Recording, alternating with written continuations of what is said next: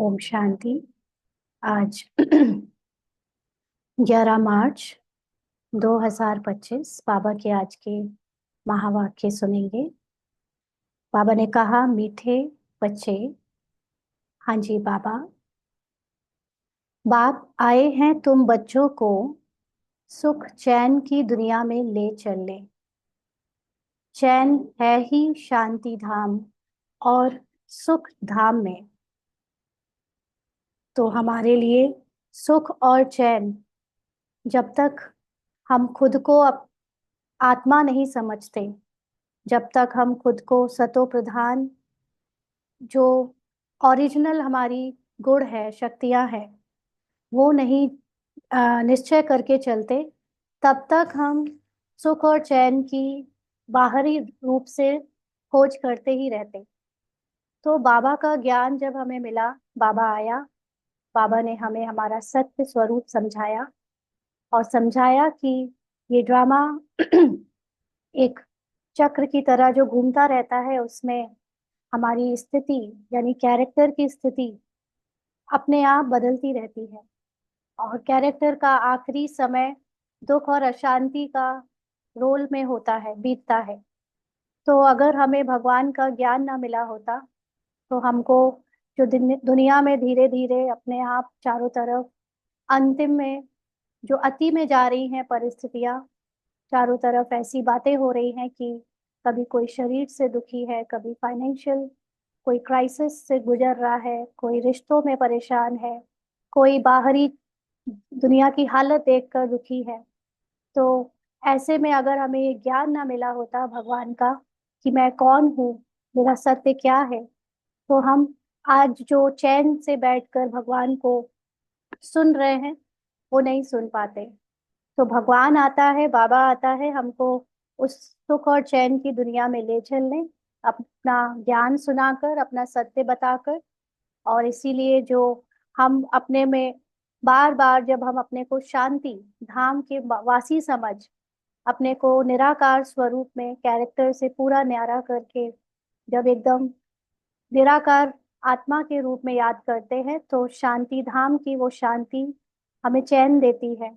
और अपने को सतो प्रधान समझकर हम जो कैरेक्टर में गलतियां हैं, कैरेक्टर में जो कमियां हैं, जिसके कारण ये माइंड बार बार दुखी होता है, उससे अपने को डिटैच समझ हम देवी देवता वाली आत्माएं हैं, देवी देवताओं का जो रोल है सतो प्रधान, उसको सोचते हैं, तो हमें चैन मिलता है।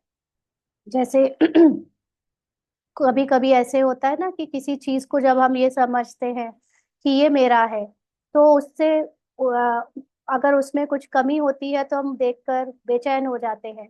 लेकिन कोई बता दे कि ये आपका नहीं, आपका वो है जो एकदम नया है, एकदम अच्छा है, परफेक्ट है, तो हमें चैन मिल जाता है। तो ऐसे ही ये पुराने कैरेक्टर में पुरानी जो भी संस्कारों को देखते हैं, तो हम बेचैन हो जाते हैं कि ये कब तक हमारे में रहेंगे और ये कब तक हम इनको ढोते रहेंगे। जब तक हम उनको पहचान बनाए रहते हैं तो हम बेचैन रहते हैं। लेकिन भगवान फिर हमको दिखाता है कि तुम्हारा ये कैरेक्टर जो था, ये तुम नहीं, ये तुम्हारा नहीं है, तुम्हारा तो वो कैरेक्टर है जो लक्ष्मी नारायण का कैरेक्टर है, वो नया कैरेक्टर तुम्हारा है, सतयुग का, सुख धाम का। तो हमें चैन आ जाता है। तो इसलिए भगवान की इस नॉलेज से हम सुख और चैन प्राप्त करते हैं। आज का प्रश्न है, इस युद्ध के मैदान में माया सबसे पहला वार किस बात पर करती है? इस युद्ध के मैदान में माया सबसे पहला वार किस बात पर करती है? तो युद्ध का मैदान है, पहले तो यही समझ में आ जाए कि हम सब लोगों ने जैसे ही भगवान को पहचाना, अपने को आत्मा जाना, तो हमारा युद्ध शुरू हो गया। किससे? माया से। किस बात? माया क्या मतलब? कि जब हम अपने को आत्मा समझने का अभ्यास करते हैं, तो बार बार ये देह और देह का कैरेक्टर, उसका माइंड, उसके इमोशंस और फीलिंग्स माया के रूप में हमको अपनी तरफ खींचते हैं कि नहीं नहीं, तुम आत्मा नहीं, तुम ये फला फला कैरेक्टर हो, स्त्री हो, पुरुष हो, जो भी रिलेशन में या जो भी हमने पहचाने बना रखी है, वो हो। तो जब हम बाबा के साथ अपनी निराकारी रूप की स्मृति को बढ़ाने के लिए बाबा के पास ये युद्ध शुरू करते हैं तो माया सबसे पहले किस बात पर वार करती है? तो बाबा ने उत्तर दिया, निश्चय पर। चलते चलते निश्चय तोड़ देती है, इसलिए हार खा लेते हैं। तो जैसे कि बताया ना कि माया सबसे पहले आपको यही भुलवा देती है कि आप आत्मा हो। बार बार आपको फील कराएगी कि नहीं नहीं, तुम तो यही कैरेक्टर हो, तुम तो माँ हो, तुम तो पत्नी हो, तुम तो मेरी बेटी हो, तुम तो किसी का भाई हो, किसी के पिता हो ना, वो गरीब हो अमीर हो। तो आपको वो आत्मा नहीं बिलीव करने देती, आपकी आत्मा में आपको टिकने नहीं देती। निश्चय पर बार बार अटैक करती है, वार करती है। और इसीलिए बार बार अपने को कैरेक्टर समझकर हम हार खे खा लेते हैं, मतलब भूल जाते हैं कि हम सत्य कौन है, और अपना जो होश है वो खो देते हैं। तो ट्रुथ से दूर हो जाने के कारण हमारी अवस्था अचल अडोल नहीं रह पाती, इसलिए हार खा लेते हैं। यदि पक्का निश्चय रहे कि बाप जो सबका दुख हरकर सुख देने वाला है, वही हमें श्रीमत दे रहे हैं, आदि मध्य अंत की नॉलेज सुना रहे हैं, तो कभी माया से हार नहीं हो सकती। तो जो भगवान हमको रोज सुनाता है कि तुम अपने को आत्मा समझो, और उससे रिलेटेड जो बाबा पूरा ज्ञान देता है ड्रामा का, अगर इस बात पर हमें निश्चय हो जाए कि ये भगवान ही हमको बता रहा है कि ये ड्रामा है, तुम आत्मा हो, ये नाटक है, ये खेल है, ये जो कुछ भी तुम रोल प्ले कर रहे हो वो तुम्हारा सत्य नहीं है, तो हम माया से हार नहीं सकते। फिर कैरेक्टर चाहे हमको जितना खींचे, कैरेक्टर हमको चाहे कितना गिराने की कोशिश करे, उसका माइंड कितना भी खेल खेले, हम हार नहीं खा सकते। लेकिन इसके लिए चाहिए भगवान पर पूरा निश्चय कि भगवान हमें जो श्रीमत दे रहे हैं, अपने को आत्मा समझो, अपने को आत्मा समझो, एकमात्र यही श्रीमत पर चलने से हम माया को, हम कैरेक्टर के दुख को जीत सकते हैं, कैरेक्टर से बाहर निकल सकते हैं। तो अगर ये निश्चय नहीं है, भगवान सुना रहा है, भगवान जो बता रहा है वो सही है, ऐसे तो हो ही नहीं सकता कि कोई ये कहे कि ये भगवान बता रहा है और फिर कहे कि ये सही नहीं है। पहली बात है कि ये भगवान है, ये वाला निश्चय होना चाहिए कि भगवान है, तो उसकी बातों पर निश्चय होगा। वो कहता है कुछ भी हो जाए तुम कैरेक्टर मत देखना, तुम्हारे कैरेक्टर में एकदम आसुरी गुण भी दिखाएं, आसुरी सॉरी अवगुण भी दिखाएं, एकदम गिरा हुआ पार्ट भी दिखाएं, तो भी तुम मत मानना कि वो तुम हो। तुम अपनी आत्मा में स्थित रहना, तुम अपने को आत्मा ही समझना, तुम अपने आप को मुझसे कनेक्टेड रखना, क्योंकि मुझसे कनेक्टेड रखने से मेरी महिमा तुम्हारी महिमा होती है। और इसलिए माया तुमको गिराएगी भी, लेकिन तुम जीत जाओगे, क्योंकि तुमने अपने को आत्मा समझ बाबा को याद किया। तो आज का गीत है इस पाप की दुनिया से। ओम शांति। किसके लिए कहते हैं? कहाँ ले चलो, कैसे ले चलो, यह दुनिया में कोई भी नहीं जानते।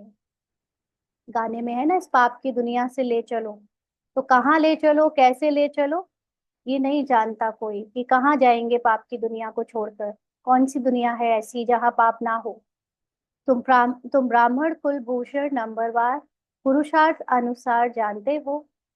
तुम बच्चे जानते हो इनमें जिनका जिसका प्रवेश है, जो हमको अपना और रचना के आदि मध्य अंत का ज्ञान सुना रहे हैं, वह सबका दुख हर कर सबको सुखदाई बना रहे हैं। कोई यह नई बात नहीं। बाबा का आना, ब्राह्मण यानी ब्रह्मा के तन में आना, हमको ब्राह्मण बनाना, ये ज्ञान सुनाना, ड्रामा सुनाना, अपना सत्य परिचय देना, ये भगवान के लिए कोई पहली बार नहीं हो रहा है, ये हर कल्प में होता है। तो बाप कल्प कल्प आते हैं, सबको श्रीमत दे रहे हैं। बच्चे जानते हैं बाप भी वही है, हम भी वही हैं। जो हर कल्प में अपना सत्य परिचय भगवान को पहचान कर लेते हैं, वो भी पहले वाले हैं और हम भी वही हैं। तुम बच्चों को यह निश्चय होना चाहिए। बाप कहते हैं हम आए हैं बच्चों को सुख धाम शांति धाम ले जाने के लिए, परंतु माया निश्चय बिठाने नहीं देती। सबसे ज्यादा अटैक माया किस पर करती है? खुद पर। खुद पर मतलब, माया का मतलब है कि माइंड, आपका जो पुराना माइंड है, जो तमो प्रधान माइंड है वो बार बार आपको खींचता है, और आपको जो ज्ञान से, दिव्य बुद्धि से, दिव्य नॉलेज से पता चला है कि आप शरीर नहीं, आप पुराना कैरेक्टर नहीं, पुराना माइंड नहीं, आप आत्मा हो, संपूर्ण आत्मा हो। इस बात पर ये पुराना माइंड, माया, निश्चय नहीं बिठाने देती। बार बार जो रोल में पुराना माइंड फील करता है, जो सोचता है, जिस बात पर विश्वास करता है, उसी को बार बार थोपता है कि नहीं नहीं, तुम तो यही हो, तुम्हारे साथ बुरा हो रहा है तो सब कुछ खराब है, या तुम कमजोर हो, तुम तो देखो, तुम्हें डर लग रहा है, तुम्हें अभी भी लो कॉन्फिडेंस से गुजरना पड़ता है। बहुत सारी ऐसी चीजें जो हमने अभी तक पुराने माइंड में अपने अपने लिए बिलीफ में बैठाई थी, वो सारी बातें हमें हमारे ट्रुथ पर, जो हमारा संपूर्ण ट्रुथ है परमात्मा के जैसा, उस ट्रुथ पर, उस हाईएस्ट कॉन्शियसनेस पर बिलीव नहीं करने देता। और कहता है नहीं, ऐसे थोड़ी होता है, तुम तो कमजोर ही हो, तुम तो शरीर हो, या शरीर नहीं भी हो लेकिन तुम कमजोर आत्मा हो। अभी तुम में ना तो शांति है, तुम में ना तो शक्ति है, तुम में ना तो कोई कला है, तुम में ना तो कोई गुण है। ऐसे ऐसे उल्टे सीधे बातें थॉट्स के रूप में देकर निश्चय नहीं बैठाने देती माया। तो सुख धाम में चलते चलते फिर हरा देती है। एक तरफ बाबा मुरली में रोज नशा चढ़ाता कि तुम कंप्लीट हो, संपूर्ण हो, तुम मेरे जैसी हो, तुम तुम्हारे समान वरदान के रूप में बाबा इतने सारे हमको देता है। और फिर दूसरी तरफ से मुरली ओवर होती है, और जो देह की बातें हैं, देह का पुराना भान है, वो ओवरलैप हो जाता है, फिर वो अपना खेलने लगता है। तो बाबा कहते हैं यह युद्ध का मैदान है ना, वह युद्ध होती है बाहुबल की, और ये है योग बल की। तो दुनिया वाले, जो बाहरी दुनिया में लड़ाई हो रही है, वो लोग फिजिकल बॉडीज लड़ रहे हैं, और यहाँ पर लड़ाई है अपनी पुरानी स्मृति और नई स्मृति की, माना बॉडी कॉन्शियसनेस और सोल कॉन्शियसनेस की। बार बार बॉडी कॉन्शियसनेस माया के रूप में अटैक करता है, और हम यहाँ आत्मा आत्मा के बल पे टिकने की कोशिश करते हैं, बार बार अपने को बाबा के साथ याद करके कंबाइंड होने की कोशिश करते हैं। तो हमारा जो सूक्ष्म युद्ध चल रहा है, उसका रूप बाहर मैनिफेस्ट होकर दिखता है कि बाहर लड़ाई चल रही है दूसरे दूसरे देशों की, फिजिकल वेपन्स, फिजिकल मनुष्यों की। तो योग बल बड़ा नामी ग्रामी है, इसलिए सब योग योग कहते रहते हैं, है ना। पहले तो योग का वर्ड नॉन गृहस्थी लोग ज्यादा यूज करते थे, माना जो लोग सन्यासी बनते थे या सन्यास की तरफ जिनका अट्रैक्शन था।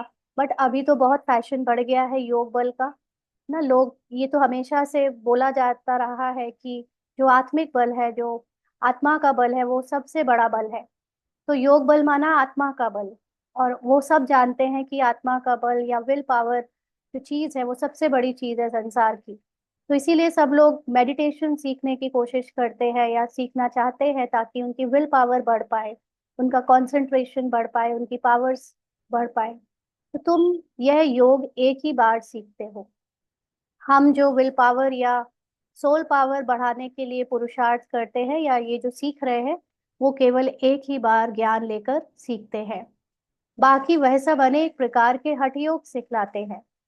तो हठ योग तो हम में से भी कईयों ने किया ही है। पहले जब तक ज्ञान योग नहीं था, जब तक बाबा का ये सत्य ज्ञान नहीं मिला था, तो उसके पहले तो हम लोग भी अपने माइंड को एकाग्र करने के लिए अलग अलग एक्सरसाइज, प्राणायाम वगैरह करते थे। तो अभी तक तो संसार में हठ योग को ही योग समझते आए, मेडिटेशन समझते आए। आज भी बहुत लोग, उनसे कहो कि आप योग सीख लीजिए तो कहते हैं अच्छा कैसे कौन कौन सी एक्सरसाइज सिखाएंगे आप। तो उन्हें ये अभी भी नहीं पता कि मेडिटेशन या योग इज डिफरेंट, है ना। मेडिटेशन वर्ड तो फिर भी क्लियर है कि वो दिमाग के लिए है, लेकिन जब योग कहो तो योगा समझ लेते हैं, तो योगा मतलब हठ योग समझ लेते हैं।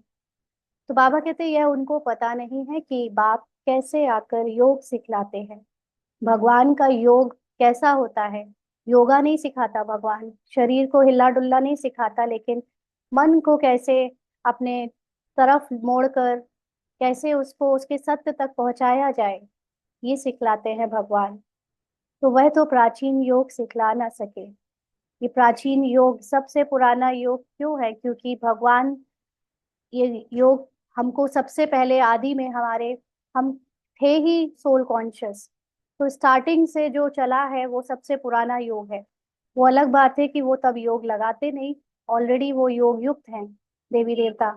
हम योग अभी लगाते हैं, हम जान कर सीख रहे हैं कि कैसे हम अपने को आत्मा समझ कर जिए। तुम बच्चे अच्छी रीति जानते हो, यह वही बाप राजयोग सिखला रहे हैं जिसको याद करते हैं। हे पतित पावन आओ, ऐसी जगह ले चलो जहाँ चैन हो। चैन है ही शांति धाम, सुख धाम में। दुख धाम में चैन कहाँ से आया? हम्म? चैन का मतलब जहाँ कोई फिक्र फिक्र ना हो, फिक्री ना हो ना, फिक्रात ना हो। तो सतयुग में, त्रेता युग में तो आत्मा अपने सत्य में जीती है, तो पास्ट और फ्यूचर की कोई संकल्प नहीं चलते।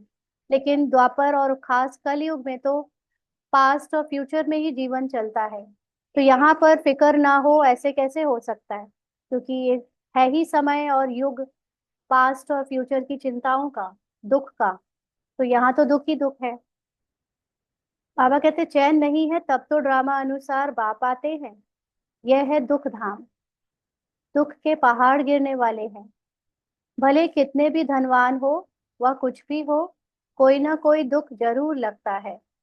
क्योंकि अब आत्माओं का रोल का एंड हो रहा है, और ये नियम है कि जब तमो प्रधानता की अति पर पहुंचे तभी सतो और सतो प्रधानता की यू टर्न होती है। तो जब पूरा खेल कंप्लीट हो जाता है उसके बाद ही दोबारा नया खेल शुरू कर सकते हैं। तो हम आत्माएं जो सबसे पहले आई थी आदिकाल से, उनकी तमो प्रधान स्टेज पहले आ जाती है। फिर संसार में बची हुई बाद में आने वाली आत्माओं की तमो प्रधान स्टेज धीरे धीरे आना शुरू कर देती है। और इसीलिए जब हम खुद ब्रह्मा कुमार कुमारी बनते हैं, यहाँ पे ज्ञान में आते हैं, तो पहले हमारे साथ सब कुछ बुरा बुरा होना एक तरह से बाहरी रूप से और अपने मन के अंदर भी शुरू हो जाता है। फिर हमारा तो ज्ञान की जर्नी में हम होते हैं तो हमारी तो चढ़ती कला होती है, क्योंकि हमने तमो प्रधानता की पहले डेप्थ को भगवान के पास आकर छुआ या ड्रामा अनुसार छुलवाया गया, और फिर हम उठना शुरू करते हैं। लेकिन बाकी के लोगों के लिए वो स्टेज पीछे पीछे से आ रही होती है। तो जैसे जैसे वो अपनी तमो और तमो प्रधानता के एक्सट्रीम में जा रहे होते हैं, तो सभी के लिए दुख बढ़ जाता है। फिर चाहे वो कितना भी धनवान हो, ऐसा कोई नहीं बचता जो एक्सट्रीम दुख की फ्लोर को टच ना करे। बट हम में और उनमें इतना फर्क है कि हम ये नॉलेज भगवान से डायरेक्ट लेकर अपनी वो स्टेज को निकालते हैं, और वो लोग इनडायरेक्टली हमारी वाइब्रेशन से अपनी वो स्टेज में शक्ति लेकर उससे गुजरते हैं, या सजा भी खाते हैं। सजा तो थोड़ी थोड़ी हम बच्चे भी खाते हैं, क्योंकि वो सजा ही एक तरह से हमको बदलती है ना। क्योंकि जब तक ज्ञान को समझा नहीं है तब तक अज्ञानता हमें सजा देती है।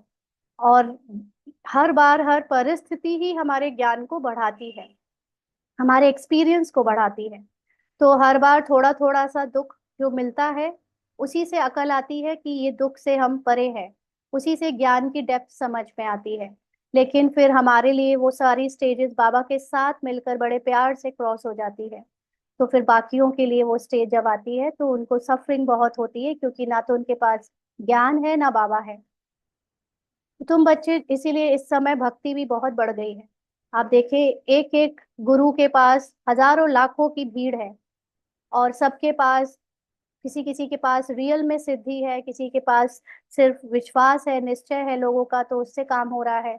लेकिन ओवरऑल आप देखो तो आजकल नास्तिक से नास्तिक लोग भी कहीं ना किसी के पास जाकर आधार ले रहे हैं, अपनी सफरिंग से निपटने की कोशिश कर रहे हैं।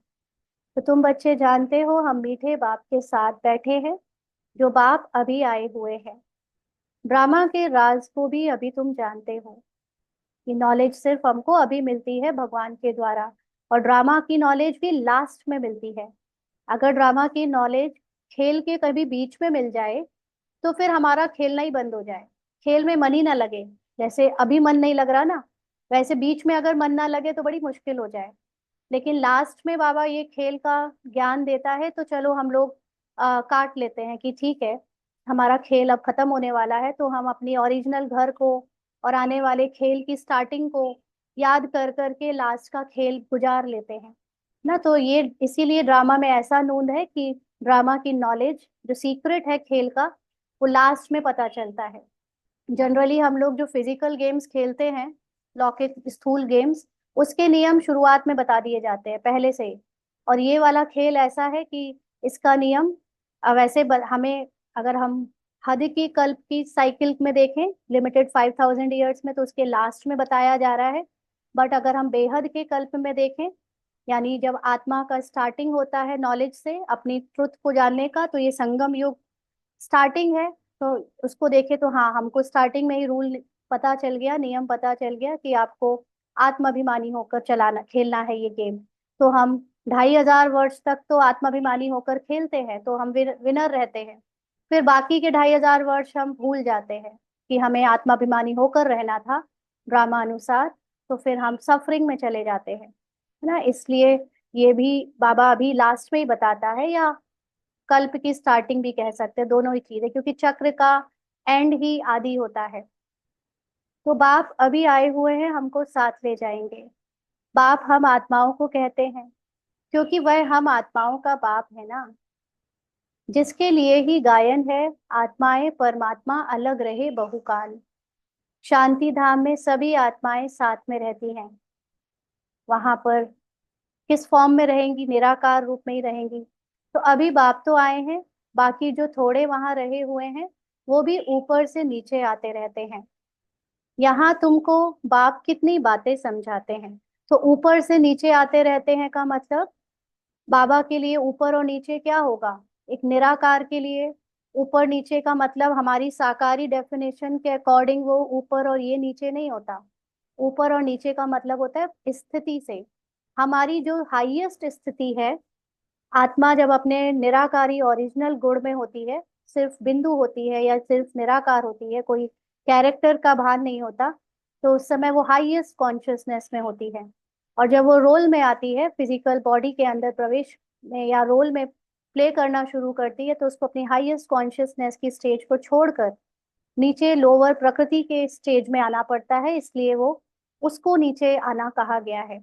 बाकी कोई फिजिकल डिस्टेंस नहीं है कि इतने माइल्स ऊपर रहती थी और इतने माइल्स वो नीचे आई ना। ये बात है हमारी वाइब्रेशंस की, या हमारी फ्रीक्वेंसी की, या हमारी स्थिति की। तो यहाँ तुमको बाप कितनी बातें समझाते हैं। घर में जाने से तुम भूल जाते हो। घर में जाना मतलब ये फिजिकल घर में जाते हैं। बाबा के पास जब तक ज्ञान सुनते हैं हम, तब तक तो ये बातें बहुत अच्छी लगती है, और जैसे ही कैरेक्टर में डूबे, कैरेक्टर में गए, तो भूल जाते हैं। है बड़ी सहज बात। और बाप जो सर्व का सुखदाता, शांति दाता है, वह बच्चों को बैठ समझाते हैं, तुम कितने थोड़े हो, आहिस्ते आहिस्ते वृद्धि को पाते जाएंगे। तुम्हारा बाप के साथ गुप्त लव है। दुनिया में भक्ति में लोग अपना प्यार शो करते हैं ना, मंजीरा ढोल बजाएंगे, डीजे बजाएंगे, और गाने में भजन में सुनाएंगे, सबको नाचेंगे। दुनिया वालों को पता चलता है कि आज इनके यहाँ कथा है या इनका कोई सेलिब्रेशन है। उन भक्तों का लव शो करके दिखाया जाता है। लेकिन जो हमारा ज्ञान युक्त लव है वो गुप्त है ना, कोई नहीं जान सकता। बल्कि अब तो और भी लोग कहने लगे ये भगवान के परे, भगवान को ये लोग पूजते ही नहीं, मानते ही नहीं, है ना। हम लोग और उल्टा अभी हो गए, क्योंकि अब और गुप्त हो गए। जो थोड़ा बहुत कर्म कांड और दिखावा करते थे वो भी बंद। तो बाबा कहते कहीं भी रहो, तुम्हारी बुद्धि में होगा बाबा मधुबन में बैठे हैं। कहीं भी रहो, तो ये जो लाइन है इसके दो मीनिंग निकलते हैं। इसका मतलब एक है स्थूल में, कि आप स्थूल में कहीं भी जाओ लेकिन आपको बुद्धि में रहेगा बाबा स्थूल वाले मधुबन में बैठे हैं। और इसका सूक्ष्म रहस्य है कि आप कहीं भी पार्ट में हो, चाहे कनाडा के पार्ट में हो, चाहे आप यूएस की भूमि के पार्ट में हो, चाहे इंडिया के हो, बट आपकी बुद्धि में रहेगा बाबा मधुबन में बैठा है। बाबा मतलब मधुबन मीन साइलेंस। हमारे लिए सूक्ष्म मधुबन क्या होता है? मधु प्लस वन, बाबा ने इसको अव्यक्त मूल्यों में क्लियरली समझाया है। जो आत्मा की स्टेज मधुरता में है, और साथ साथ वन मतलब वाणी से परे, तो वो वाणी से परे की स्थिति में बाबा शिव बाबा बैठा है। तो हम रोल में कहीं भी हैं, चाहे हम घर में बैठे स्थूल लौकिक घर में चाहे हम घूम फिर रहे हैं, बट बुद्धि में है कि बाबा मेरा साइलेंस में वो शरीर से परे बैठा है। तो बाप कहते हैं हमको वहां यानी मूल वतन में याद करो। इसीलिए मधुबन में याद करो का मतलब कई लोग समझते हैं हमको अभी मधुबन जाना है, मधुबन खींच रहा है, मतलब जो स्थूल मधुबन है वो खींच रहा है। बट असल में जो रियल में मधुबन का मतलब समझ चुका है वो कहेगा कि मुझे तो बाबा साइलेंस में खींच रहा है, मुझे वहां जाना है, मुझे तुरंत उसमें स्थित होना है।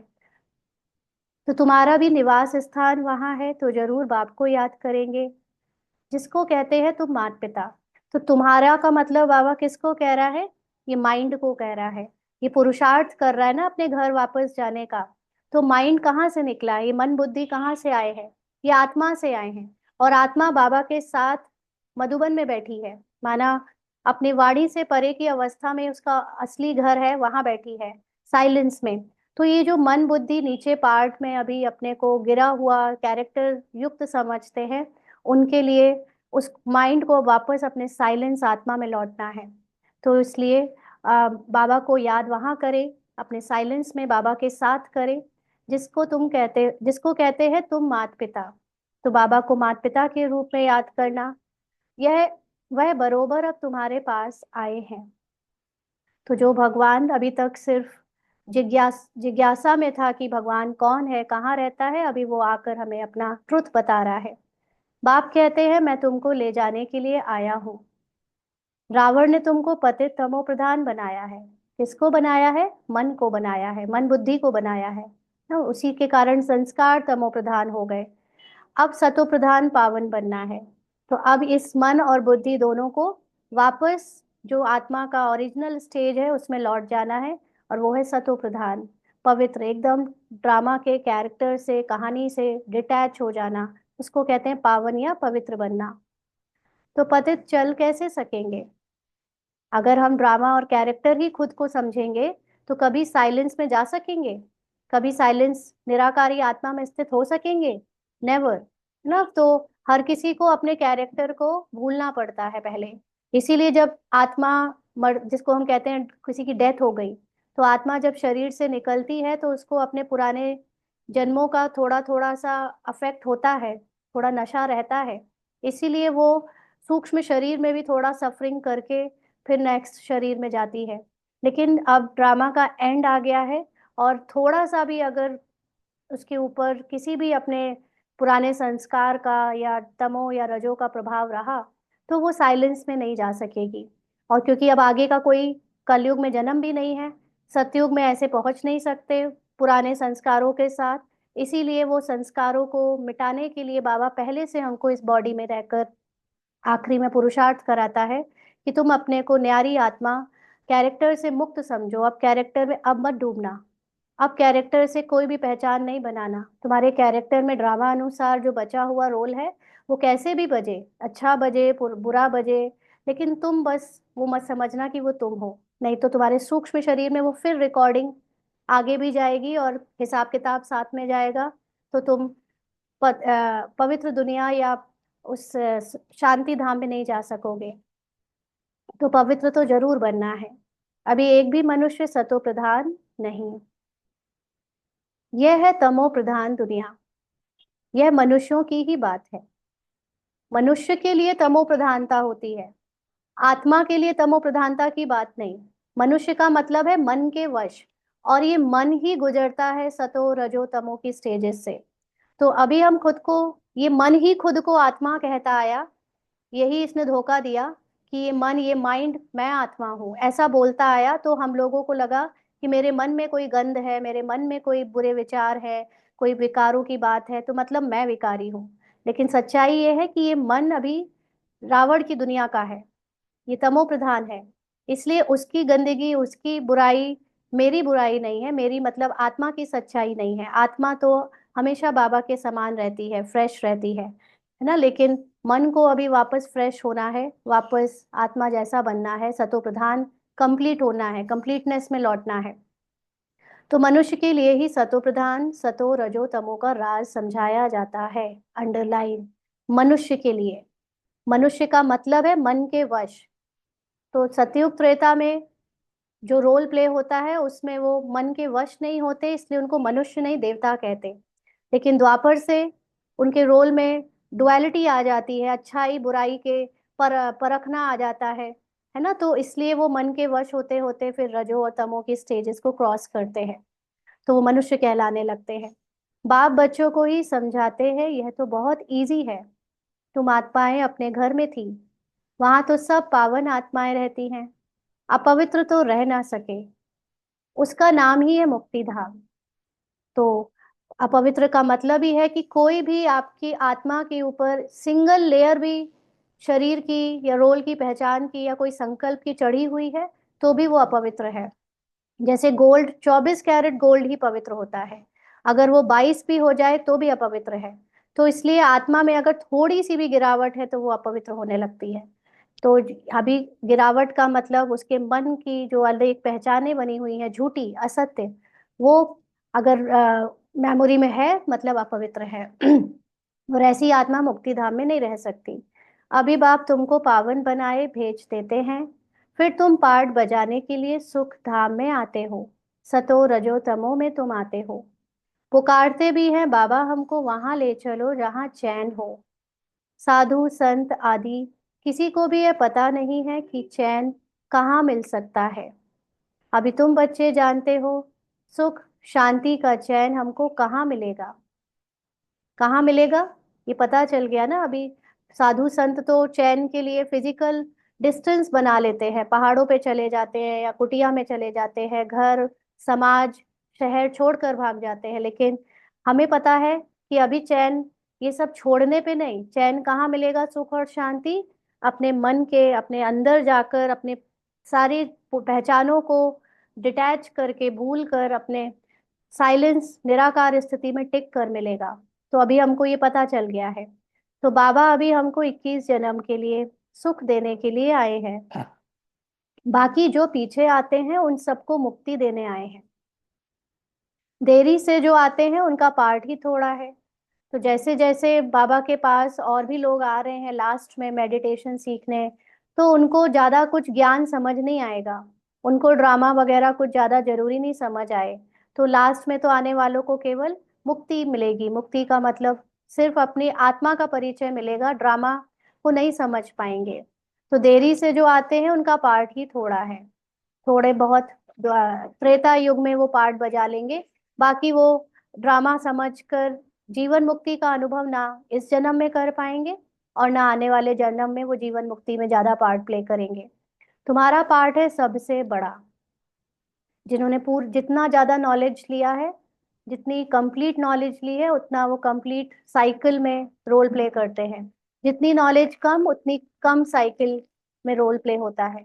तो तुम जानते हो हमने 84 जन्मों का पार्ट बजाए अभी पूरा किया है, अभी चक्र पूरा होता है, अभी ड्रामा खत्म होता है, सारे पुराने झाड़ को पूरा होना है। अब ये जो जितनी भी मनुष्य की रूप में इतनी विस्तार की दुनिया थी, अब वो एंड होकर समिटने के लिए लौटनी है।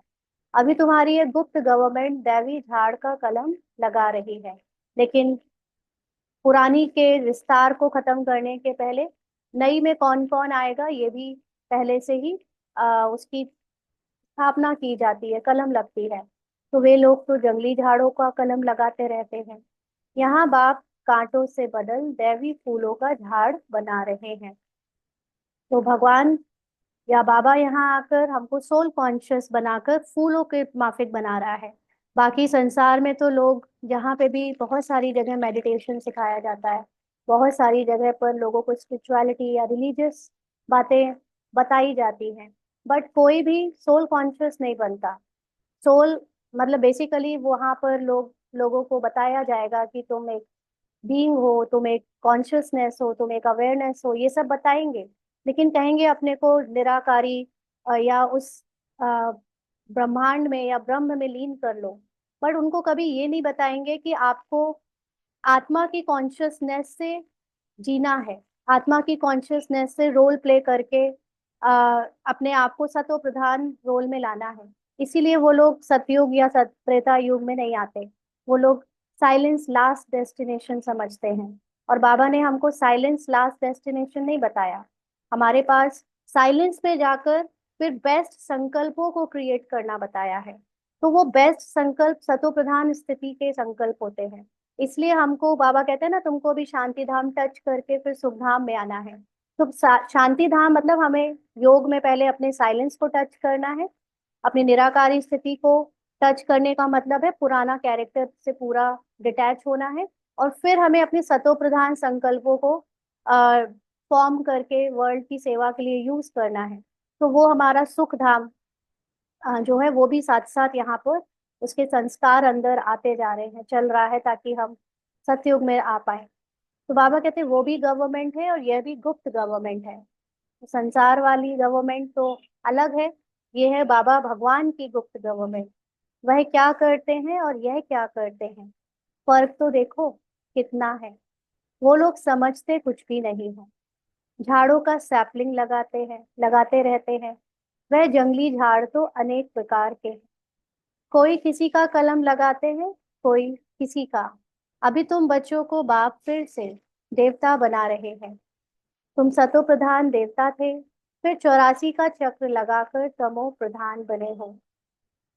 कोई सदैव सतो प्रधान रहे ऐसे होता ही नहीं है। सतो प्रधान का मतलब एकदम न्यू, एकदम नया। तो कोई हमेशा नया रहे ऐसा हो ही नहीं सकता।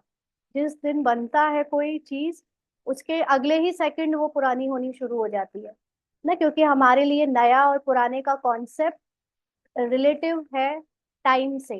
टाइम बीता पुराना शुरू। और कोई चीज सतो प्रधान सिर्फ तब रह सकती है जब वो बियॉन्ड टाइम हो। तो आत्मा और परमात्मा जो अपनी मूल स्थिति में है वो बियॉन्ड टाइम है, इसलिए वो सतो प्रधान रह पाते हैं। अगर उनको टाइम लाइन में आना पड़ जाए तो वो भी पुराने होने लगे ना। लेकिन टाइम लाइन के अंदर, इस संसार के अंदर आने के लिए आपको प्रकृति का आधार लेना पड़ेगा। और प्रकृति का आधार लेना मतलब आपको धीरे धीरे नीचे गिरना, आपकी स्थिति गिरना।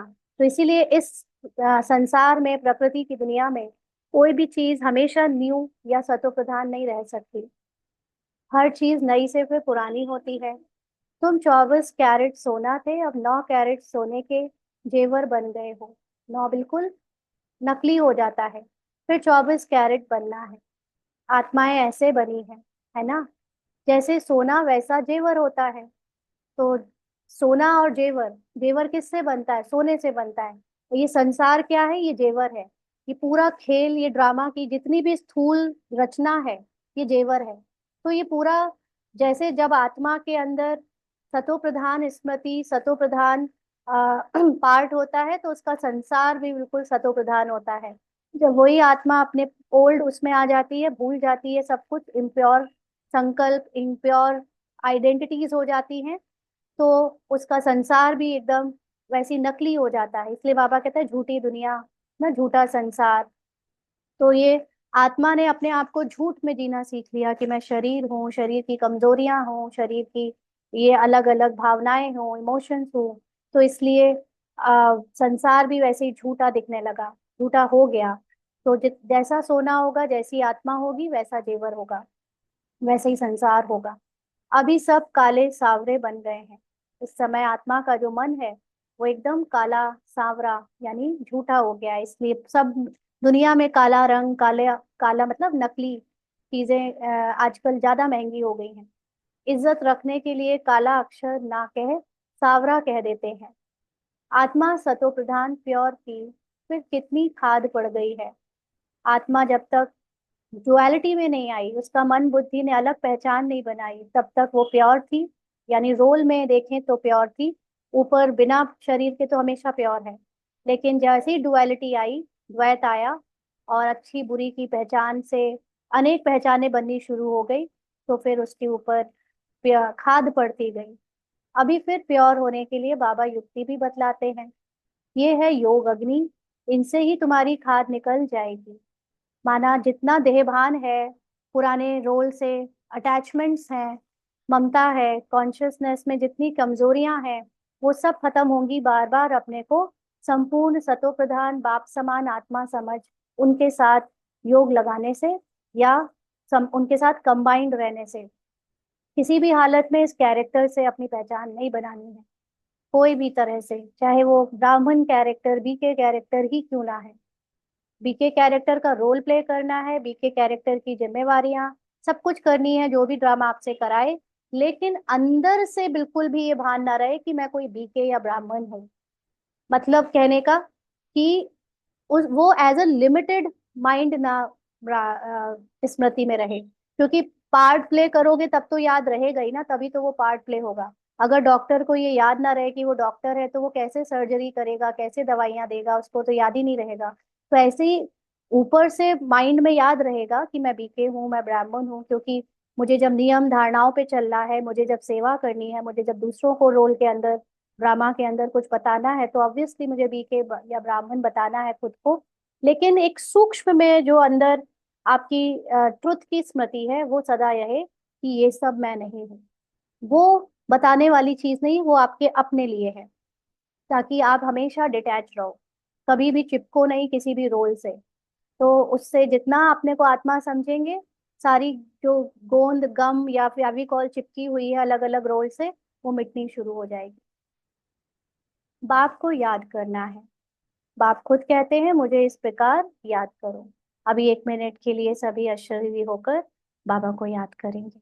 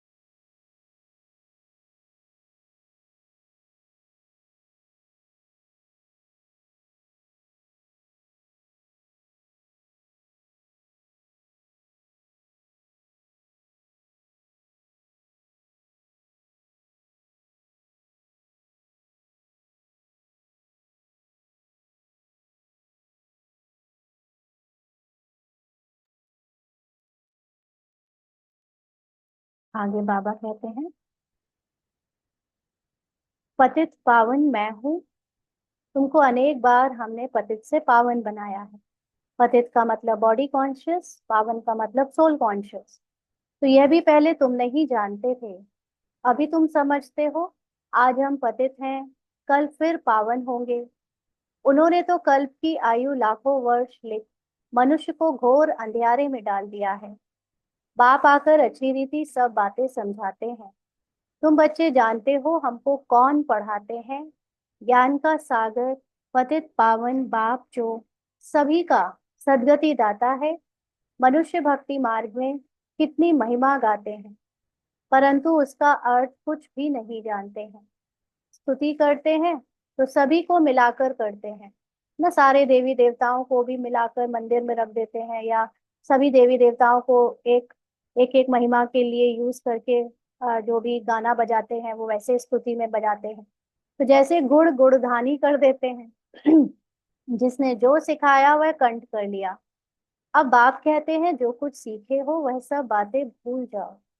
ना, ब्राह्मण जीवन में जितनी भी भक्ति मार्ग की आदतें हैं वो सब भूल जाओ, क्योंकि भक्ति मार्ग में ही आ, जितनी अभी भी हमारे ब्राह्मण रोल में जो सबसे बड़ी बाधा आ रही है निराकार रूप की स्मृति जगाने में, निराकारी अनुभव में टिकने में, वो है पीछे से आए हुए भक्ति के गुण, पीछे से आई हुई भक्ति की आदतें।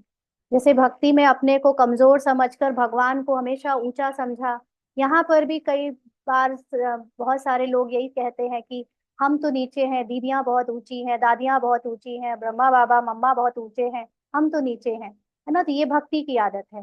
दूसरा कि बहुत सारी चीजों में हम स्थूल धारणाओं में बहुत कट्टर होते हैं, उसी को बस एक अहंकार और अभिमान बनाकर रख लेते हैं। ज्ञान में ज्यादा दिलचस्पी नहीं है, जहाँ गाना बजाना हो जाए वहां पहुंच जाते हैं। तो ये सब भक्ति की जो आदतें हैं, या साकारी रूप में बहुत सारी चीजों को मानने की आदत है ना। कहने के लिए जैसे बहुत सारी साकारी रोल जितने भी प्ले हुए हैं आज तक, उन सब के लिए हम जितना रोज टाइम निकाल कर या जब भी आता है मौका तो हम साकारी रूप को याद करने पहुंच जाते हैं। ये सब भी भक्ति के आते हैं। निराकारी रूप में सिर्फ बाबा को याद करने का ही पुरुषार्थ होना चाहिए हमारा।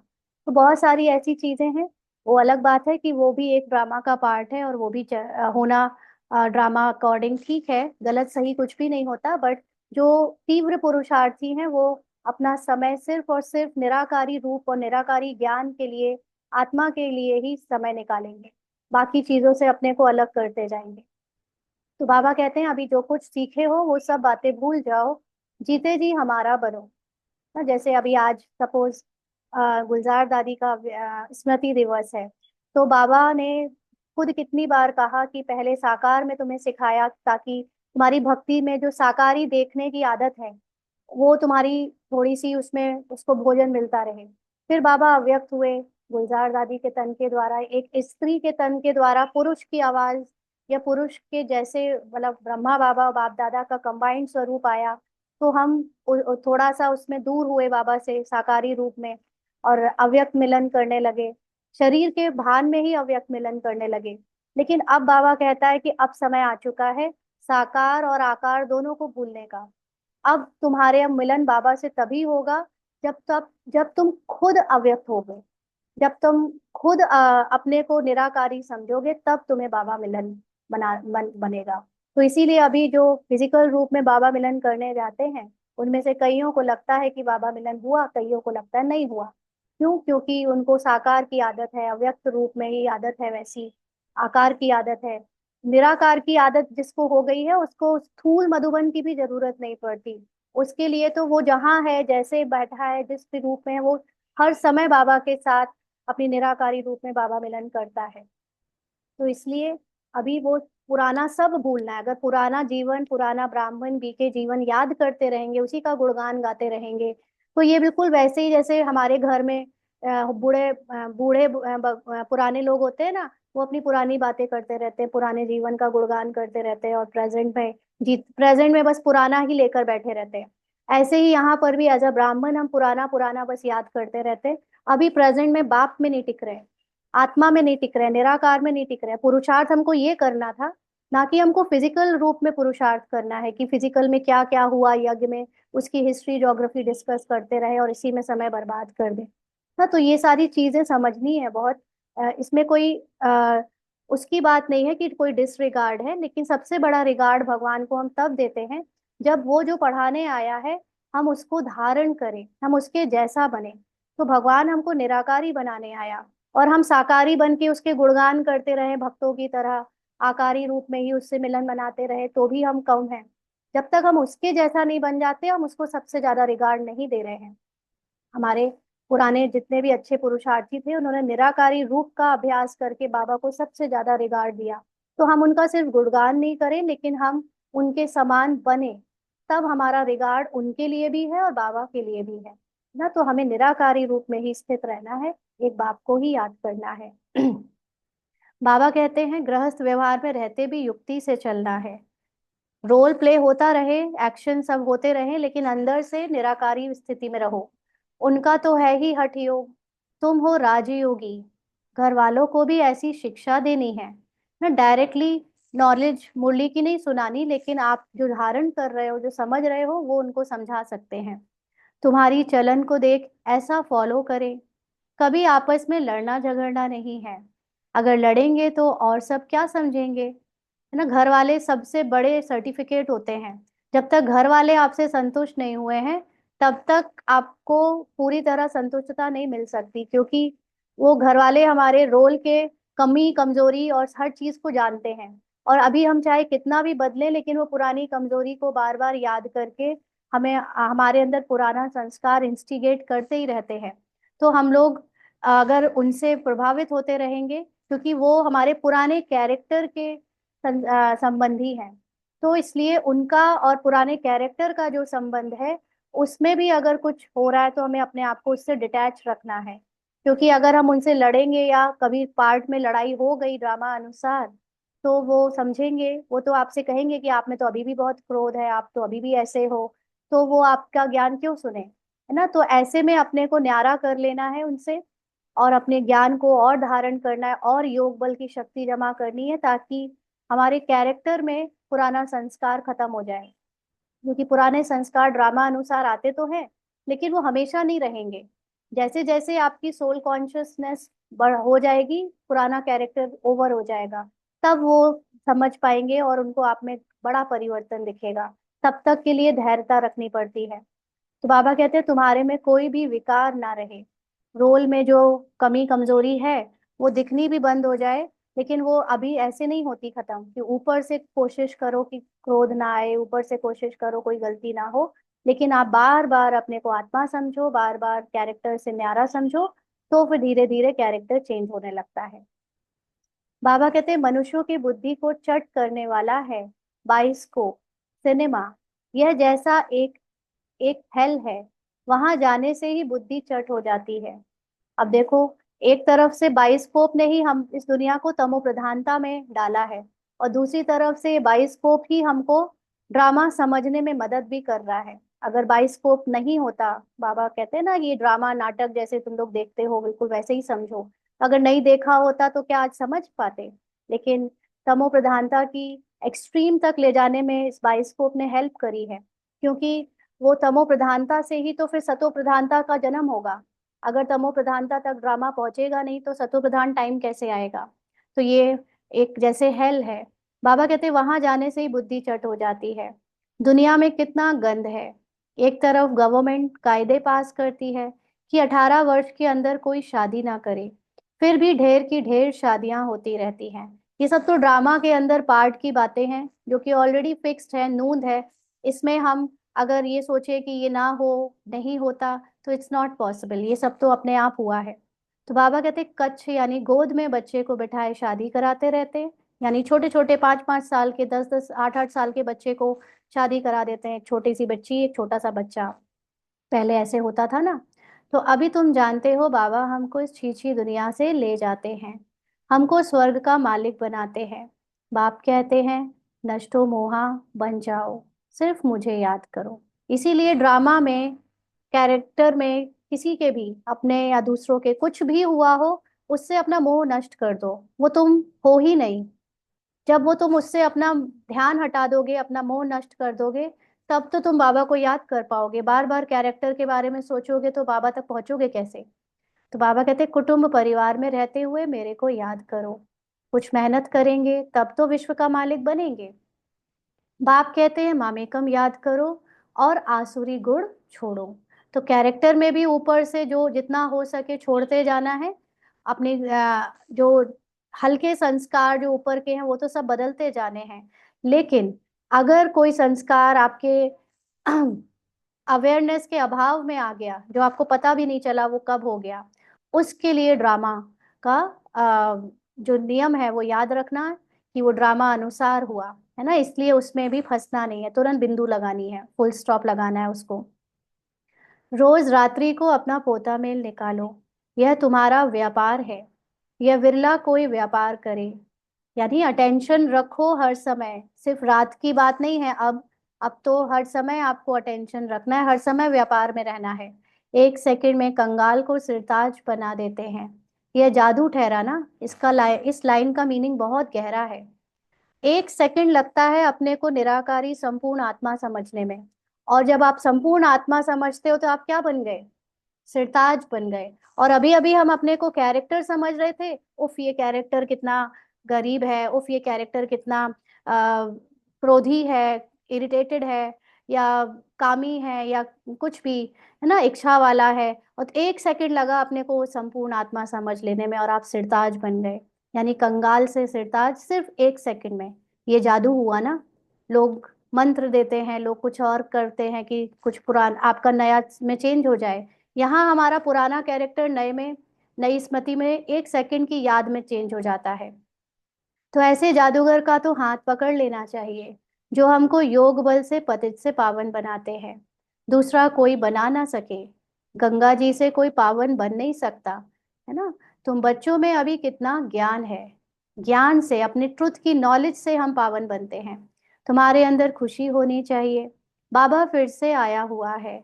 देवियों के भी कितने चित्र आदि बनाते हैं, उनको हथियार देकर भयंकर बना देते हैं। ब्रह्मा को भी कितनी भुजाएं देते हैं। अब तुम समझते हो ब्रह्मा की भुजाएं तो लाखों होंगी। इतने सब ब्रह्मा कुमार कुमारियां, यह बाबा की उत्पत्ति है ना। अंडरलाइन। उत्पत्ति का मतलब क्या?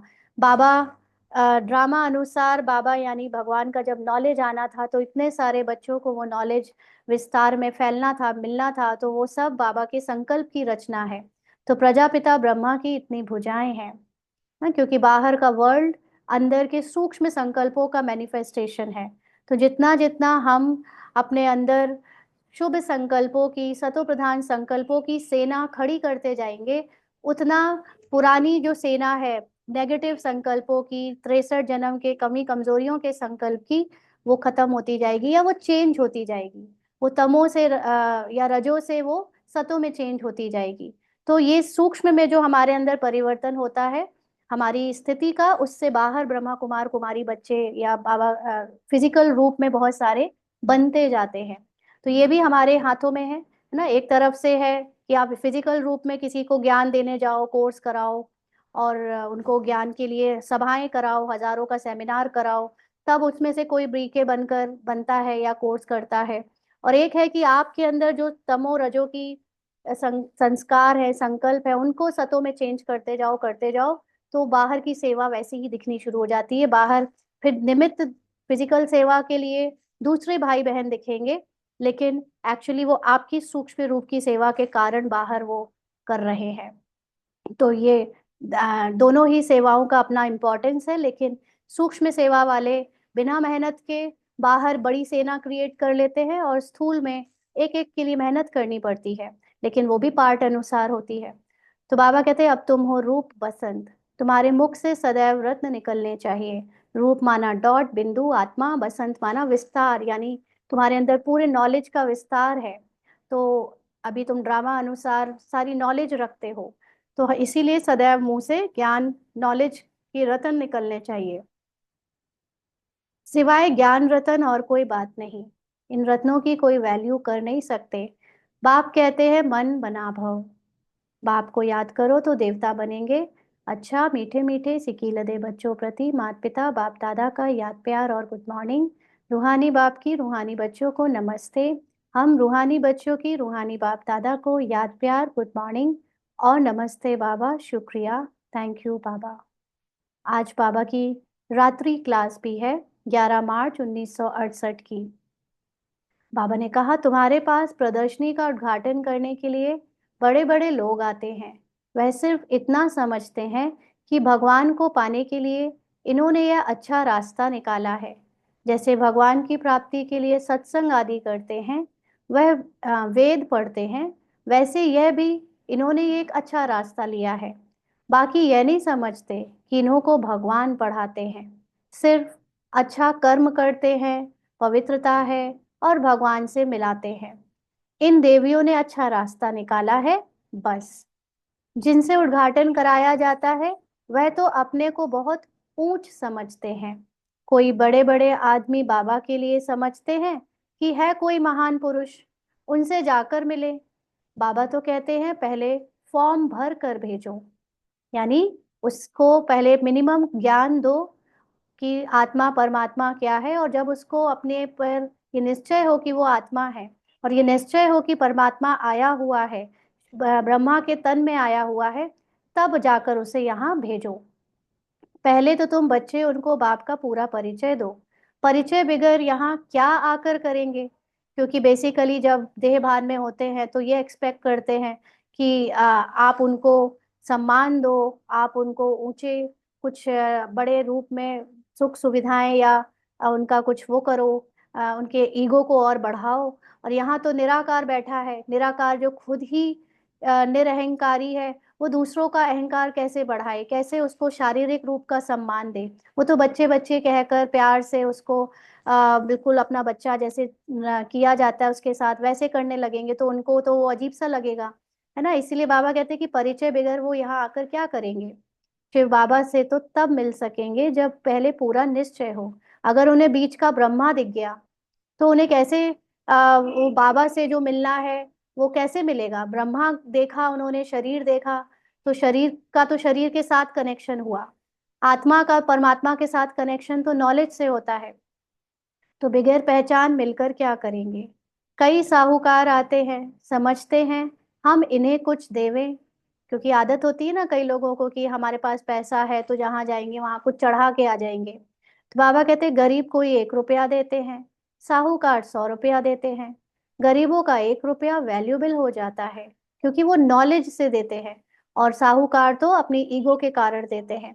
बाबा कहते हैं वे साहूकार लोग तो कभी याद की यात्रा में यथार्थ रीति रह ना सके, क्योंकि यथार्थ याद तब हो जब ना सिर्फ अपने को आत्मा, लेकिन ये जो साहूकार समझना, ये अमीर आदमी समझना, ये बड़ा धनवान और बड़ा इज्जतदार समझना, ये सब भी जब बिल्कुल इसका भान और ईगो टूटे, तब वो निराकार परमात्मा तक पहुंच पाए। इसलिए वो कभी भी यथार्थ रीति याद नहीं कर पाते, क्योंकि ये ईगो तोड़ना आसान नहीं है। तो वह आत्माभिमानी बन ना सके। पहले तो पतित से पावन कैसे बनना है वह लिख कर देना है, तमो प्रधान से सतो प्रधान बनना है। इसमें प्रेरणा आदि की कोई बात ही नहीं ना, क्योंकि ये नॉलेज है। जब तक नॉलेज नहीं मिलेगी तो आपको समझ नहीं आएगा एक्चुअली क्या करना है क्या नहीं करना है।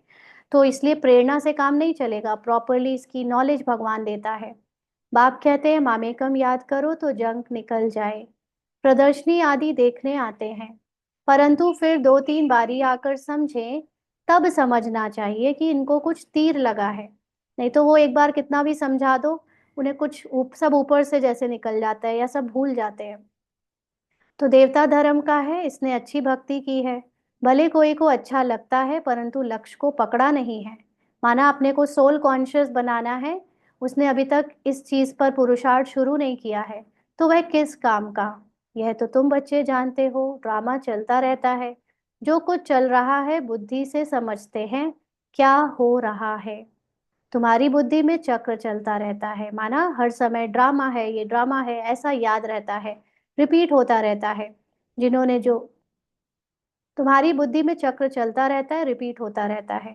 इसका एक स्थूल मीनिंग है और सूक्ष्म मीनिंग है। स्थूल मीनिंग ये है कि जो चक्र चलता है वो हमारे बाहर से जो ड्रामा में हम पुरुषार्थ कर रहे हैं एज अ बी के, वो है कि हम रिपीट कर रहे हैं चक्र है चक्र है, ड्रामा है ड्रामा है। दूसरा सूक्ष्म में एक्चुअली ये पूरा बाहर का फिजिकल ड्रामा मेरे माइंड में मैनिफेस्ट हो रहा है, मतलब माइंड के द्वारा यहाँ पर ही सब अंदर उसकी हम योग बल से उसको याद करते हैं कि ये ड्रामा मेरे अंदर है, रिकॉर्डिंग आत्मा के अंदर है, और बाहर उसका मैनिफेस्टेशन फिजिकल रूप में दिखता है ना। तो ये बुद्धि से समझ कर होता है। जिन्होंने जो कुछ किया है सो करते हैं। बाप कोई से लेवे ना लेवे उनके हाथ में है। भले अभी सेंटर्स आदि खुलते हैं, पैसे काम में आते हैं। जब तुम्हारा प्रभाव निकलेगा तो फिर पैसे का क्या करेंगे? है ना, आजकल ऐसे देखने में आता है, एक बार अगर आपसे जनता खुश हो गई तो वो आपके लिए अपना सब कुछ लुटाने लगती है। फिर आपको किसी के पैसे की जरूरत भी नहीं पड़ेगी, वो आपका रहने का बंदोबस्त, आपकी सारी जिम्मेदारी जो भी है सब उठाने लगते हैं।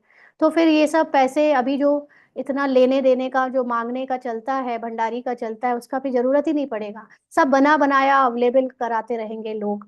तो बाबा कहते हैं मूल बात है पतित से पावन बनना। यह तो बड़ा मुश्किल है, इसमें लग जाएं।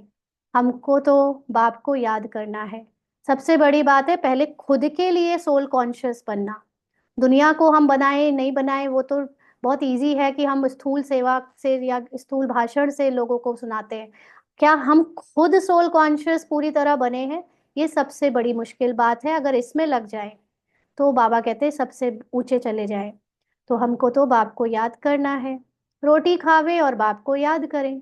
समझेंगे पहले हम बाप से वर्षा तो लेवे, हम आत्मा है, पहले तो यह पक्का करना चाहिए।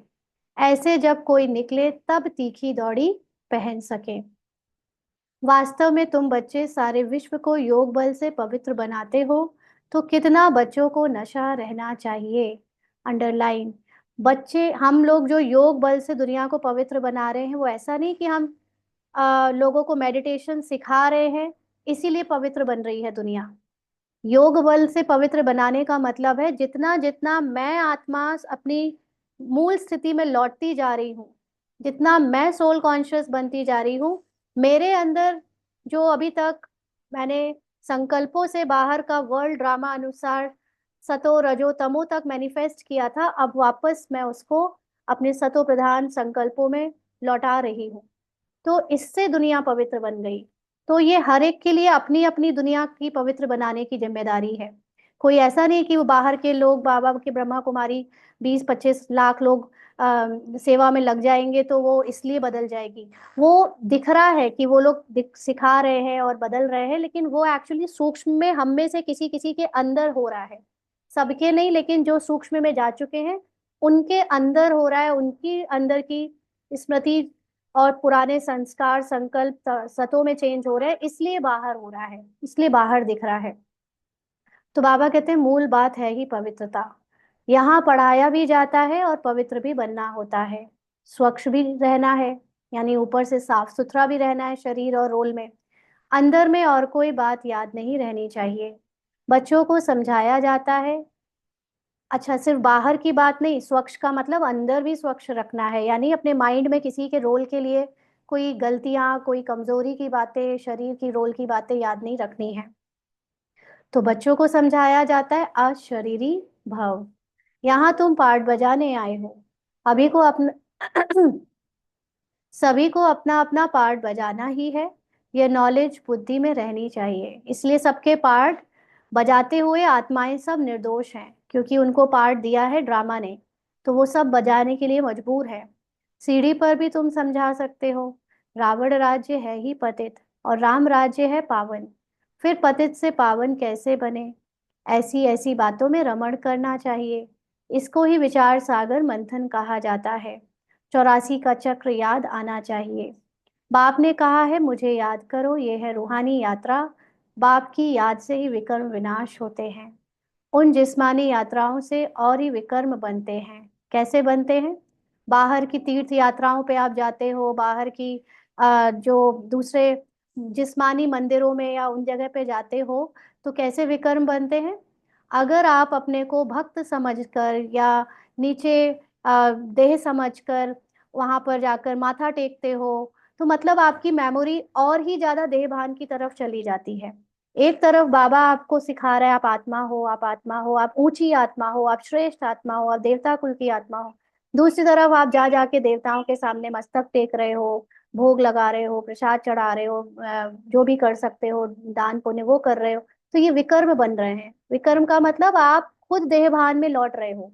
और आप जितना देह भान में जाओगे, आपको अ, आत्मा का नॉलेज मिलने के बावजूद आप फिर देह की बातें जो सफरिंग के रूप में कल को आएंगी, आपको वो फिर दुख देंगी, सजा देंगी।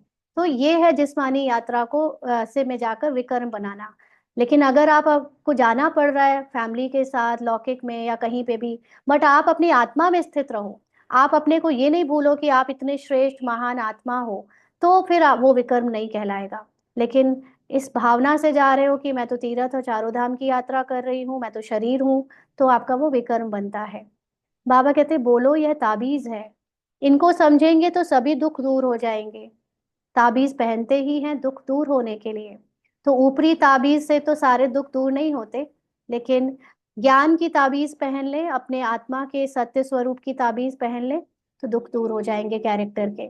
अच्छा, मीठे मीठे सिकी लदे बच्चों प्रति माता पिता बाप दादा का याद प्यार और गुड नाइट। आज धारणा के लिए मुख्य सार है, नष्टो मोहा बन बाप को याद करना है। कुटुंब परिवार में रहते विश्व का मालिक बनने के लिए मेहनत करनी है। मेहनत तो है, क्योंकि कैरेक्टर में, कुटुंब में रहते हुए कैरेक्टर बहुत ज्यादा डोमिनेटिंग होता है, बहुत ज्यादा घुस जाते हैं उसमें। लेकिन फिर भी अपने को बीच बीच में 2-2 मिनट या 1-1 मिनट के लिए टाइम निकाल कर अकेले में बैठकर आत्मा में टिकने का अभ्यास बहुत करना है ना। जो लोग अकेले रहते हैं, अलग रहते हैं, उनके लिए तो इजी है पूरे समय आत्मा समझकर चलना।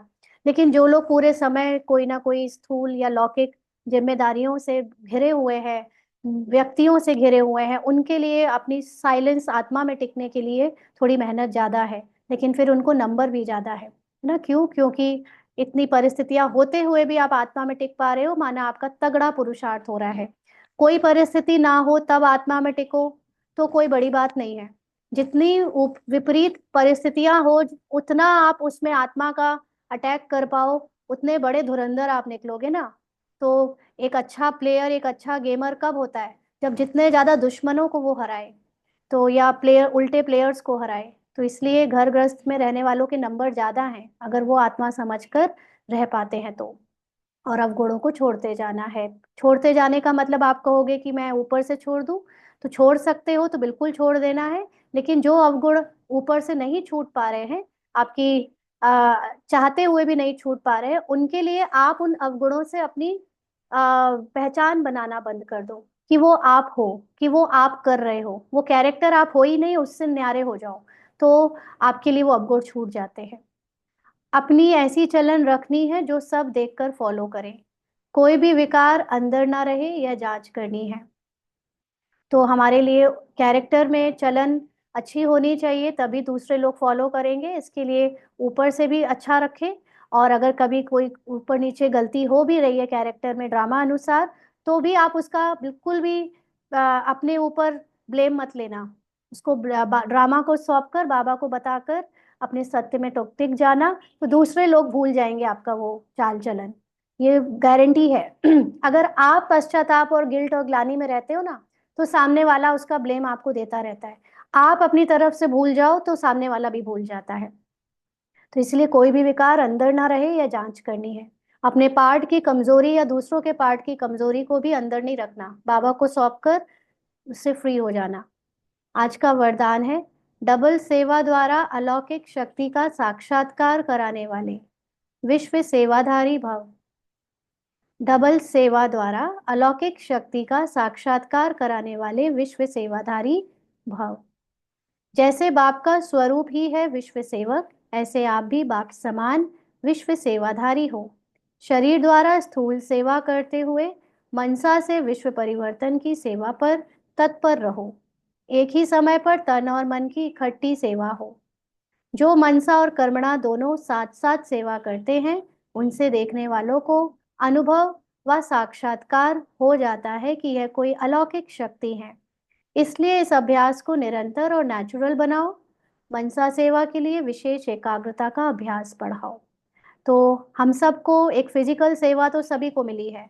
जो गृहस्थी में रहते हैं उनको गृहस्थी की, नौकरी की, व्यापार की, और जो सेंटर में रहते हैं उनको सेंटर की स्थूल सेवाओं की।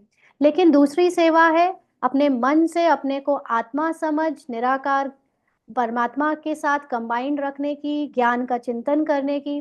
तो जो इतना अलौकिक रूप से अपने मन में हमेशा निराकारी में रहता है, स्थिति में या अव्यक्त स्थिति में रहता है, और ऊपर से फिजिकल वर्क भी करता रहता है, फिजिकल सेवा भी देता रहता है, उनके द्वारा कोई को भी बाबा ड्रामा में साक्षात्कार करवा देता है। तो ये एक अलौकिक शक्ति होती है मन की, जिससे बाहर वालों को ऐसा लगता है कि ये अलौकिक लोग हैं, और इससे उनका निश्चय बढ़ता है, तो वो यहाँ पर आकर ज्ञान सुनने लगते हैं और चल पड़ते हैं ज्ञान में।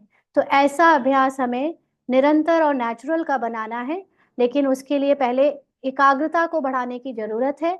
इसीलिए जो बैठकर हम नुमा शाम या मॉर्निंग में या बीच बीच में कभी भी योग लगाते हैं अलग से टाइम निकालकर, वो एकाग्रता की शक्ति के लिए है। बट एक बार जिनकी एकाग्रता की शक्ति बन जाती है, तो वो फिर चलते फिरते, सोते जागते, बोलते, कुछ भी करते हुए उस स्थिति में स्थित हो जाते हैं। तो वो स्थिति बनानी है तो एकाग्रता का अभ्यास बढ़ाओ। स्लोगन है, सर्वप्रति गुण ग्राहक बनो लेकिन फॉलो ब्रह्मा बाप को करो। तो कैरेक्टर में हम देखते हैं कि कैरेक्टर में कईयों के पास, किसी के पास कोई विशेषता है, किसी के पास कोई विशेषता है। तो ऊपर से कैरेक्टर की विशेषता लेना अच्छी बात है, उसको ले लेना चाहिए, लेकिन किसी कैरेक्टर के पीछे पड़ नहीं जाना चाहिए। पीछे हमें सिर्फ ब्रह्मा बाप के कैरेक्टर को ही करना है। क्यों? क्योंकि ब्रह्मा बाप के द्वारा शिव बाबा ने अपना साकार में पार्ट बजा कर दिखाया है, इसलिए वो जो परफेक्शन का पार्ट बजा है वो ब्रह्मा बाबा का बजा है। क्योंकि बाकी सब में अगर हम विशेषताएं देखेंगे ना, तो हमें उनकी कमजोरियां भी दिखने लगेंगी। क्योंकि जितनी आप किसी की तारीफ करते हो, उतनी जल्दी आप उसके दुश्मन भी बन जाते हो, उसकी बुराई भी आपको दिखने लगती है। तो किसी और के अंदर जो दूसरे रोल है, उनमें कमियां भी हैं और उनमें अच्छाइयां भी हैं। अच्छाइयां अच्छाइयां ले लो, कमियों को मत देखो। लेकिन एक बात, ब्रह्मा बाबा ऐसे हैं जिनके रोल में कोई बुराई नहीं दिखी किसी को। क्यों? क्योंकि भगवान ने उनके रोल से साकार में पार्ट प्ले करके दिखवाया। तो इसीलिए आप अगर चाहो भी कि ब्रह्मा बाबा के रोल से कोई बुराई निकाल लो, तो मिलेगी नहीं। इसलिए फॉलो सिर्फ ब्रह्मा बाबा को करो। आज के अव्यक्त इशारे हैं। अब स्वच्छता और निर्भयता के आधार से सत्यता द्वारा प्रत्यक्षता करो। मुख से सत्यता की अथॉरिटी स्वतः ही बाप की प्रत्यक्षता कराएगी। अभी परमात्म बॉम्ब यानी सत्य ज्ञान द्वारा धरणी को परिवर्तन करो। इसका सहज साधन है सदा मुख पर व संकल्प में निरंतर माला के समान परमात्म स्मृति हो। सबके अंदर एक ही धुन हो, मेरा बाबा। संकल्प, कर्म और वाणी में यही अखंड धुन हो, यही अजपा जाप हो। जब यह अजपा जाप हो जाएगा तब और सब बातें स्वतः ही समाप्त हो जाएंगी। तो इस समय हम जो अपने अंदर सूक्ष्म पुरुषार्थ कर रहे हैं उसमें स्वच्छता और निर्भयता की बहुत जरूरत है, क्योंकि रोल में, कैरेक्टर में लिमिटेड माइंड आए दिन गंदे विचार, गंदी संकल्प या कमजोरी के या भावनाएं, इमोशंस क्रिएट करता रहता है और साथ साथ भय के इमोशंस भी क्रिएट करता है। लेकिन मुझे जो आत्मा है, मूल स्थिति है आत्मा की, उसमें स्वच्छता भी है, पवित्रता भी है और निर्भयता भी है। जब मैं ये दोनों चीजों को पकड़ के रखूंगी कि मैं हूं ही निर्भय, मैं हूं ही स्वच्छ पवित्र आत्मा, तो उस ये सत्यता से मेरी जो स्थिति बनती जाएगी वो निराकार होती जाएगी। और निराकारी स्थिति में अपने आप बाबा की प्रत्यक्षता होगी। तो अभी जो बाबा ये नॉलेज दे रहा है, परमात्मा बॉम्ब, ये ज्ञान, सत्य का ज्ञान, इससे हम अपने अंदर ये परिवर्तन करते जाएं, क्योंकि अभी हमारे अंदर दोनों पार्ट का युद्ध चल रहा है। धरनी चेंज हो रही है, बन रही है धरनी। तो इसलिए हर समय, चाहे मन, चाहे वचन, चाहे कर्म, हर समय कुछ भी पार्ट में प्ले हो, मुझे यही धुन लगी रहे कि मैं आत्मा निराकार बाप समान हूँ, मैं स्वच्छ हूँ, मैं निर्भय हूँ। और ये जब लगातार रहेगा तो कैरेक्टर में, मन वचन संकल्प में जो भी कमजोरियां हैं वो समाप्त हो जाएंगी और सारी बातें अपने आप ही खत्म हो जाएंगी, एक एक पर मेहनत नहीं करनी पड़ेगी। इसलिए मुख पर या संकल्प में सदा बाबा, मेरा बाबा, मेरा बाबा चलता रहे। मेरा बाबा मतलब हाईएस्ट कॉन्शियसनेस। तो मैं अपनी हाईएस्ट कॉन्शियसनेस में बाबा के साथ स्थित हूँ, वही मेरा सत्य है और कुछ भी कैरेक्टर का मेरा मुझे नहीं देखना है ना। तो इससे हमारे अंदर की कैरेक्टर की सारी कमजोरियां स्वतः ही समाप्त हो जाएंगी। अच्छा, ओम शांति।